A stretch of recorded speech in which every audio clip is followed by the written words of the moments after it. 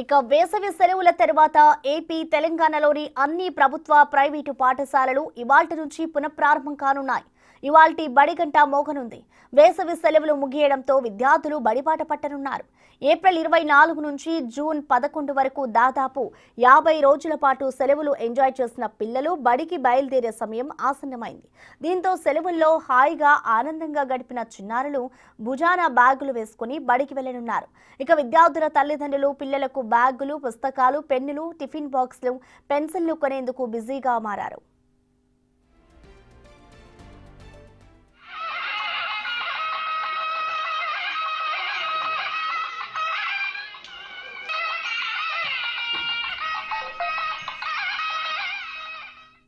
ఇవాల్టి నుంచి కూడా స్కూల్స్ అన్ని కూడా రీఓపెన్ కాబోతున్నాయి. సో ప్రెసెంట్ విజయనగరంలో పరిస్థితి ఏ విధంగా ఉందో మరింత సమాచారాన్ని అందించేందుకు మా ప్రతినిధి శివశంకర్ అందుబాటులో ఉన్నారు లైవ్ లో. శివశంకర్, మనం చూస్తున్నాం ఇవాల్టి నుంచి కూడా స్కూల్స్ అన్ని రీఓపెన్ కాబోతున్నాయి. సో స్కూల్స్ కి వచ్చే పాఠశాలలకు వచ్చే విద్యార్థులకి సంబంధించి ఇటు స్కూల్లో ఎటువంటి ఏర్పాట్లు చేశారు, దీనికి సంబంధించి ఇటు తల్లిదండ్రులు కానీ అలాగే ఉపాధ్యాయులు ఏం చెప్తున్నారు?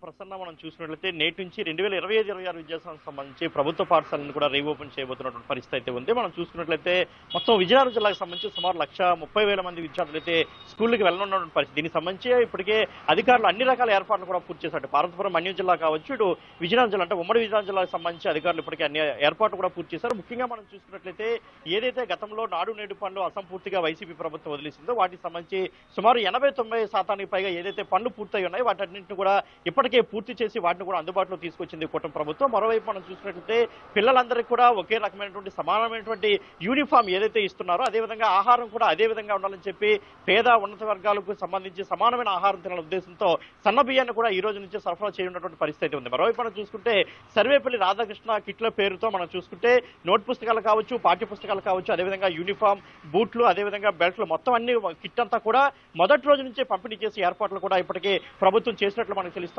మరోవైపు మనం చూసుకుంటే ముఖ్యంగా ఏదైతే తాగునీరు సంబంధించి పిల్లలకి ఇబ్బంది లేకుండా, ఎందుకంటే రాబోయే వర్షాకాలం కాబట్టి పిల్లలకి ఎలాంటి మలేరియా కావచ్చు, డయేరియా అంటే ఇటువంటి ఇబ్బందులు రాకుండా ఇప్పటికే తాగునీటికి సంబంధించి ప్లాంట్లు కూడా ఏర్పాటు చేస్తుంది. వివిధ స్వచ్ఛంద సంస్థలతో మాట్లాడి మరోవైపు ప్రభుత్వ నిధులు రెండు కలిపి అటు ప్రభుత్వ పాఠశాలలో పిల్లలకు ఇబ్బంది లేకుండా తాగునీటి సదుపాయం కూడా ప్రభుత్వం కల్పించినటువంటి పరిస్థితి మనకు కనిపిస్తుంది. మరోవైపు మనం చూసుకుంటే తల్లికి వందనం కూడా ఈ రోజు నుంచే ప్రభుత్వం అమలు చేయడానికి కనిపిస్తుంది. ఈ రోజే ప్రారంభించనున్నారు కాబట్టి ఓవరాల్ గా స్కూల్ కి సంబంధించి ఈ విద్యా సంవత్సరం నుంచి అన్ని రకాల ఏర్పాట్లు కూడా ప్రభుత్వం ఇప్పటికే పూర్తి చేసిందని మనం చెప్పుకోవచ్చు. Right, thank you Shivshankar.